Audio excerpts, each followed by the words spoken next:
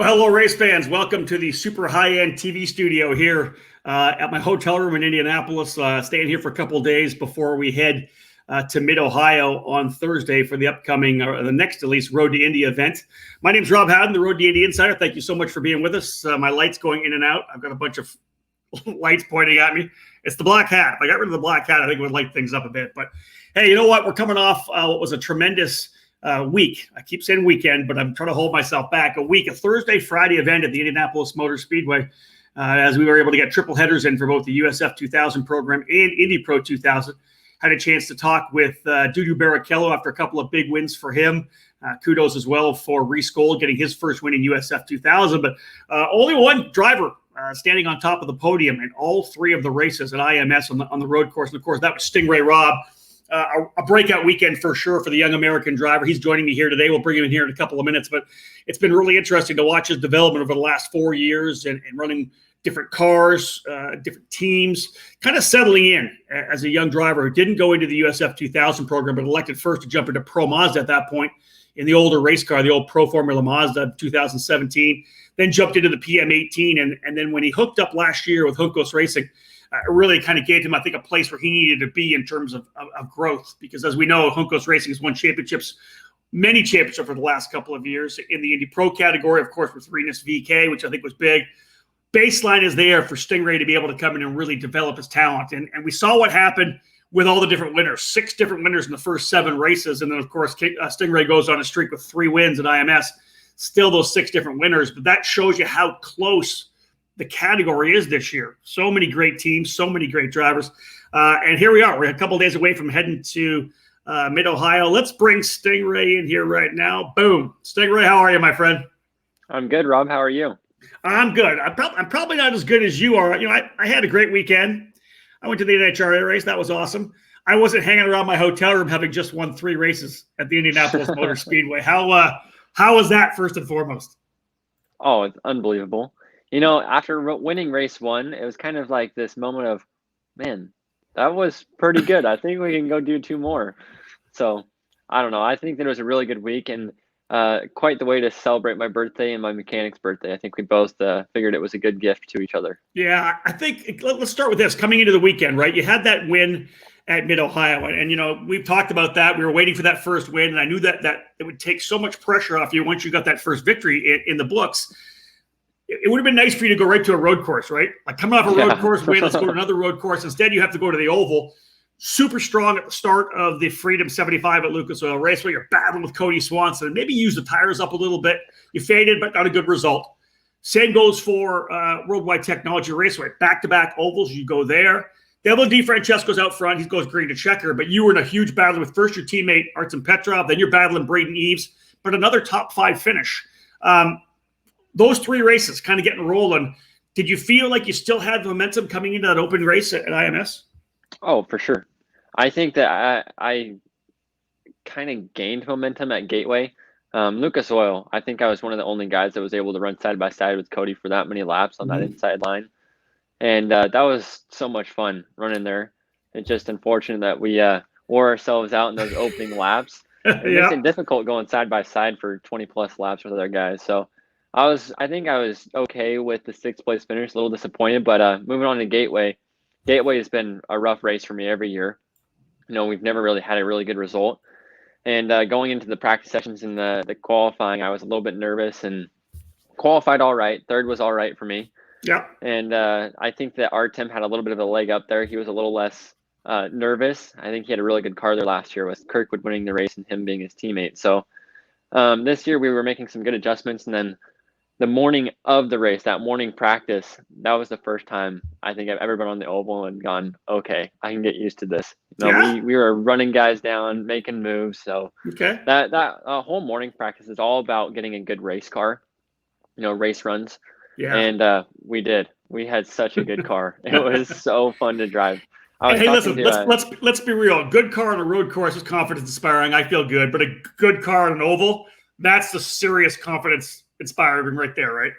That's right. Well, and it's kind of funny. So I was at Pit Fit this morning training with those awesome guys there, but Zach Veach was in there as well. And I've gotten to talk to him a little bit before, and I told him about the oval, and he goes, oh yeah, dude, when you have a good oval car, it feels like a video game. You just make things happen. Like, that's exactly what it felt like. So I like that. That's really good. That's awesome. Hey, listen, one of the things I wanted to talk about before we talk about more about Indy, let's go back to Lucas Oil Raceway. It's a 5/8 mile oval. It's banked. It's 90 laps for you guys. I heard a lot of input from guys later on that you guys were just holding on in the last 15, 20 laps. It was really physically exhausting. Yeah, I think that last year was less physically exhausting just because I didn't have to go side by side. I killed myself in those opening 25 laps trying to go side by side with Cody. Yeah. And then halfway through the race, I look down at my dash and I see that we're like 55 laps in. I'm like, holy cow, I'm dead. Like, this is all I got. Really? Was it that tough? Oh, man. I noticed about lap 60 that my right arm started to lock up from pushing. And so from there on out, I was pulling with my left hand trying to steer the car. So wow, it's not like the same physicality that you get on a road course where it's just constant braking and accelerating. Yeah. And then you got the G-load side to side and everything. It's just you're going the same way for like 30 minutes. So it's like, imagine doing like a 30-minute plank. Go try that for a day and tell me how you feel at the end of the day. So that's the only thing I can compare it to. It's just like, it's the constant tiring of yourself through the track, and the track's not long enough. It's not like Gateway where you have a little bit of a straightaway. That's it. To loosen up. It's like, no, you're pretty much turning for 30 minutes. So no power steering in the cars. And how long was the recovery? How many days do you feel good afterwards? Honestly, I felt good the next day. I usually recover pretty quickly, but obviously the strength was not there that day. I was like, oh man. Hence why you're at Pit Fit this morning. That's right. That's exactly why. Good stuff. All right, let's go back into the race at IMS on the road course. You get that first victory. You talked about that very first one, right? We talked about the pressure coming off from Mid-Ohio. You get that first win. And I think you could probably look back going into the weekend saying, hey, you know what? Juncos Racing was really good here last year. They've been good at the Speedway before. So you're going to have a good baseline, but you come out and get that first win. Any change of expectation going into Friday, or was it, you know what? I have a car. I can win both of these races. I have to do it. This is really on me at this point. Yeah. I'm going to start over at the beginning of the weekend because we knew Frost has one of our engineers from last year as well as the D-Force guys. So we know that they have our baseline set up from last season. And so going to this week, we had to sit down with the team, and the team's like, look, guys, we're going to try a new setup. We're like trying something new. And I don't know what they did different or if they did anything different or what, but our car this year was improved upon from last year. And I think that's really, really impressive by the team to be able to do that and take that next step above. Having Ricardo this year, I think, is invaluable, because he's helping engineer the cars day in, day out. There's no distraction this year. It's just like he's got us 3 drivers working for him, and hopefully he'll be able to appreciate that. But I'm sure thankful to have him there. And then, after... While I was announcing during the week, I was watching him, and he's a hands-on guy too. He's a team owner, but he's hauling tires all over the place. He's not a guy that sits back, that's for sure. No, and every debrief, he's in the engineering room with us. We're talking it up. We got Victor Franzoni, my driver coach, Kevin, my engineer, and Ricardo's overseeing all of it. I mean, he likes to understand and see everything that's going on, and that way he can help make the decisions that are going to lead to us winning. And he did. I mean, that's why we had such a good car. All those guys working together. How much discussion was there regarding the uniqueness of the event in terms of the fact that in years past, the baseline stuff that Juncos was coming in with would have been designed to be good throughout a weekend where the NTT IndyCar Series was there, where Indy Lights was there, a lot more rubber going down, both Firestone and the Cooper rubber from the Indy Lights guys. Was there any more? Was the discussion about the track and how green it would be? Was that part of putting the car together, or at least you as well? Not for me. I'm sure that they had that discussion on the side. They just told me that I need to adapt to the car as fast as I can, and I think I did that really well. I mean, opening qualifying, I qualified second to my teammate. And then in the first race, I think the reason I was able to get out to such a big lead early on was I was one of the first guys to adapt to the conditions. Okay. Good point. And the other guys, I mean, they were right there at the end of the race. I didn't set the world on fire time-wise. I got there quickly and I stayed there. So I think from that aspect, I was really happy with the way I drove. The team gave me a good enough car to be able to do that, obviously. And then going into race 2 and 3 and qualifying 2, was more of the same. You know, we had a good car baseline, and they said, all right, Singer, here's what you got. You tell us what you need us to do, and you just got to go to work. It's your job here. So that's it. I like that. Go to work. Yeah. Folks, if you're joining us here a little bit late, Stingray Robb from Juncos Racing with me here on the Road to Indy Insider Live today. Again, 3 big wins to take over the point lead in the Indy Pro 2000 category. If you have a question for Stingray or any kind of a comment, make sure you comment below. We'll try to bring it on here later in the show for sure. He's going to be giving away one of his hats. If you comment, we'll put your name in a hat. He'll do it a little later on. He'll pick a name out, so that'll be given out too. We have some Stingray Robb merchandise he wants to pass out. Let's think about this. So you've won your first race. You know, you win the second race. Third race, you're thinking about going for 3. Last year, you almost won your first event at Laguna Seca. You were leading, and an issue happens, some gravel on the racetrack. You go off track. And were you able to not think about, put that away and just lead races without thinking about, man, I've had so much bad luck in my life? Yeah. Not your life so Finally, much, but in the last couple of races trying to win that first one, right? Yeah. I think my breakthrough happened at Mid-Ohio. That was the first time that I've been able to run out front, not have to, at the end of the race, I was not so worried about of the past. Now it was just kind of like, okay, we got room to improve. Let's keep improving. So going into race 3, I don't think my mindset changed a whole lot from the first 2 events of the weekend, or week, rather. I keep saying weekend. We all keep doing that. Yeah. One of the cool things about running the triple header is the tire strategies. I don't think a lot of people recognize the different tire strategies throughout the week. I know that some guys kind of risked it in qualifying too. They went new instead of scrubs new. Yeah. And that was just to try and get them as far up that qualifying order as possible. But for the race, they were left with 2 scrub sets. So for race number 2, I actually went out on the scrubs. I saw that Devlin and a couple other drivers were on the news. My teammate Artem was on scrubs, and so was Hunter. So I think that from that aspect, I was pretty calm because I could see, okay, Hunter challenged us in the first race. Like, he was really, really quick. Artem, same thing, but we're on the same tire strategy. So it was pretty much just keep Devlin behind me. And I mean, he ran quick at the beginning of the race, but I don't think that he had anything for us in the long run. That's it, right? So, and then race 3, we had our new set still left over. And so I was pretty confident that we could get out front early and then just create that gap and then hopefully save the tires for the rest of the race. And that's exactly what happened. You know, it was like those first 5-6 laps, the tires were optimal. And from there on, it was just cruise. You just grabbed that gap and away you went. Yep. So, okay. So we talked about the fact you win your first race at Mid-Ohio. You got that momentum. I got the monkey off my back. Oh, I got to go to an oval. So it's a totally different discipline, but you do well at those 2 ovals. Then you come to Indianapolis and you sweep the weekend. So not only do you have this momentum now, you go back and you have the understanding that I already won at Mid-Ohio. I left Mid-Ohio as a race winner, so I remember how to get that job done. Now you have all this momentum going into Mid-Ohio, a doubleheader this weekend with the NTT IndyCar Series. Have you ever had this much confidence and momentum in your life and all the racing that you've done? I think the last time I had this was like running Junior Max 2015. That was like, and that was only for a few months, you know, that wasn't like a long period of time that I had that. So I think that right now I'm feeling kind of like my old self in that aspect of just being in the position of, okay, we can do this. So I'm really happy with the way things are going. I'm happy with what the team's been able to do on the car setup side and helping me be an optimal driver. And then along with my training at PitFit, I think that we're in a good spot right now. Let me ask you a serious question here as well. Again, you guys are used to winning. I remember talking to Hunter McElroy last year when he finally won his first race. And I think it was, 6 races or whatever he hadn't won. And he said it's the longest time in his career since he's been, had a drought of winning because he won so many races when he was younger. You, of course, you won a lot of races in karts. You had a long drought until you got the first win. Just based on the way you approached, I think, your Road to Indy career. What level of self-doubt did you have? Were there any times where you were questioning yourself a little bit, or was it just, what did you go through mentally over that time, until you got that first win?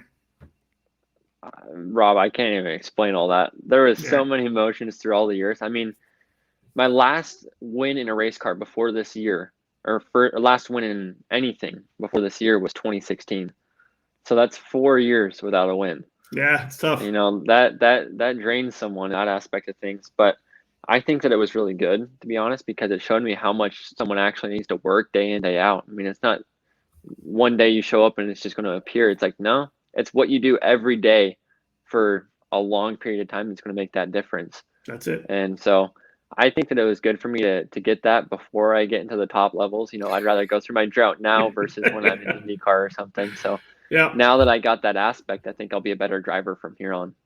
Let's just do a little dip in your career and your program. I'm just with your program right now. One of the things I see is interesting is you're working with Peter Rossi a little bit, who is the father of Alexander Rossi. Of course, Peter took his son all the way through karts, Formula BMW, doing all the stuff he did in Europe as well. What does Peter do for you guys, and what does he bring to the table for you as a driver as well? Well, having Peter on our team has kept me in the car, mostly on a fundraising aspect. Yeah. He's helped us go and get the guys that we need to keep me in the seat. All the teams and investors that I have so far have been amazing. It's a small group, but they've been hugely beneficial to my career. I mean, without those guys, I wouldn't be anywhere. And he's been one of the guys that's helped get Good Heart and Firehouse animal hospitals on side of the car, as well as Tabuti, and then go out local guys. So having all those guys on board is just an example of Peter's influence in my career so far.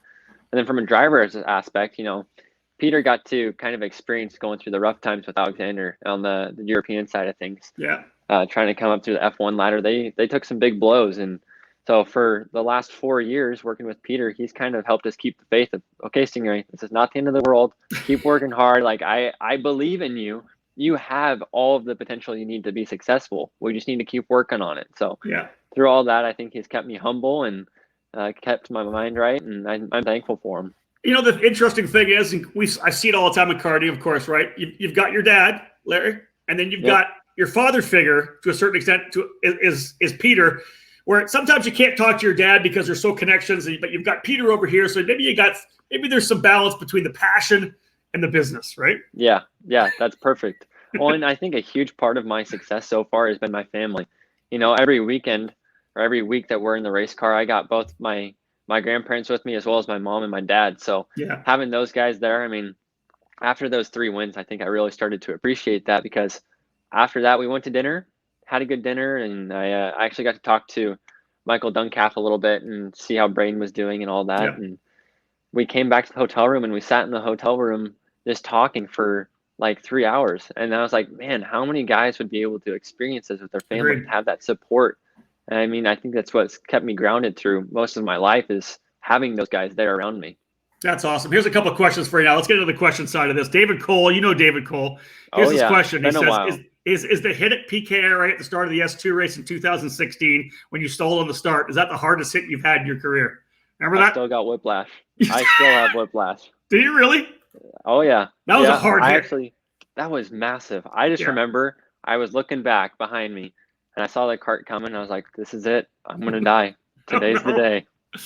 Ouch. For those of you who don't know, there's some pictures out there. Stingray was in the S2 category, qualified on pole, and just stalled start, which happens a lot in shifter kart racing. Everybody else got around except for one guy that was coming through and cleaned you out pretty good.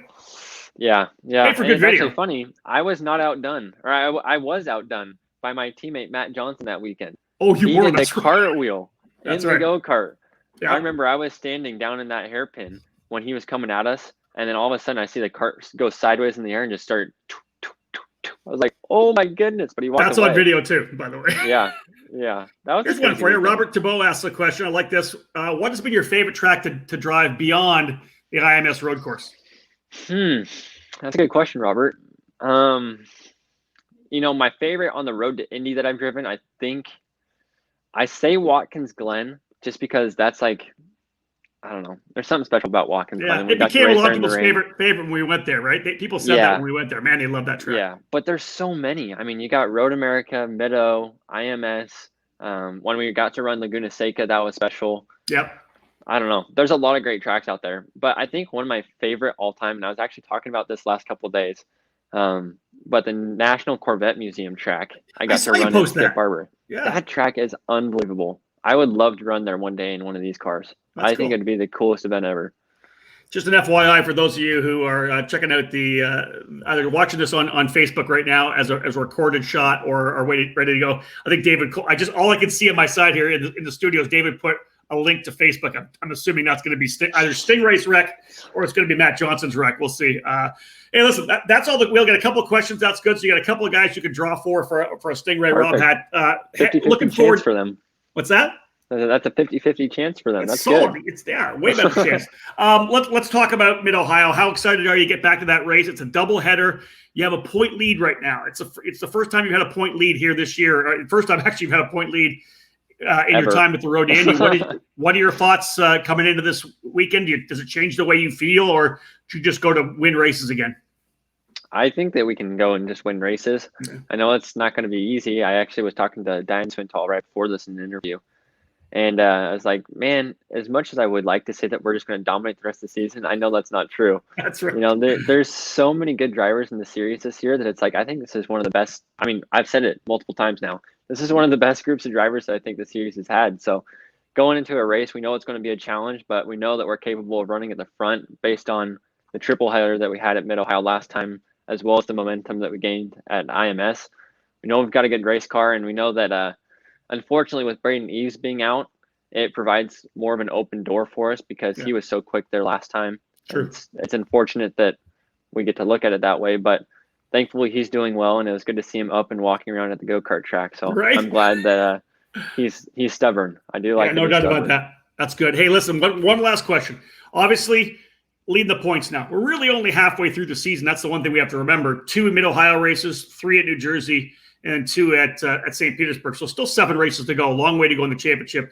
You lead the championship, you end up winning, you're getting a scholarship for Indy Lights. If that doesn't happen because of the challenge, because of the drivers you're talking about, and it just doesn't happen, is the plan still to go to Indy Lights if possible financially? Yeah. I mean, it's going to be a struggle to get the financial support that way, but we've had such a good group of investors so far. Like I've said, that I think it's possible. Everything comes on time, and I think that's part of God's timing. Yeah. And so I'm thinking that these wins are going to lead to another good event, hopefully championship win, and that'll be part of God's timing. There it is. Hey, Stingray, thank you so much for joining me, buddy. I appreciate it. Thanks, Rob. See you at Mid-Ohio. Sounds good.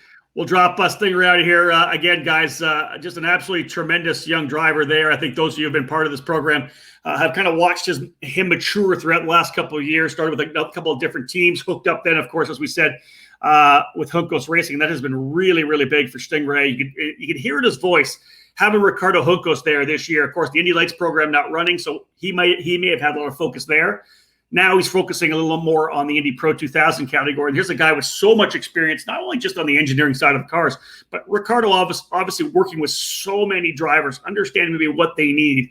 And great to see what we've seen here last couple of days out of Stingray. 3 big wins at the Indianapolis Motor Speedway. His focus is on Indy Lights, like all the drivers are coming up through this road to Indy, but definitely a young American driver that everybody wants to watch. As we said, folks, thank you so much for tuning in. Somebody's going to win a Stingray Robb hat. If you're watching this on YouTube, please do me a favor and click the like button and subscribe to the channel because we'll be having a lot more content. I'm going to move my Book It podcast there as well. I'm going to start talking to some different drivers who are junior formula drivers around the country and around the world as well, those Americans and North Americans that are running in other places, just to kind of maybe give a little bit of a look of who's going to be coming to the road to Indy in coming years. We'll also turn this into a podcast as we always do.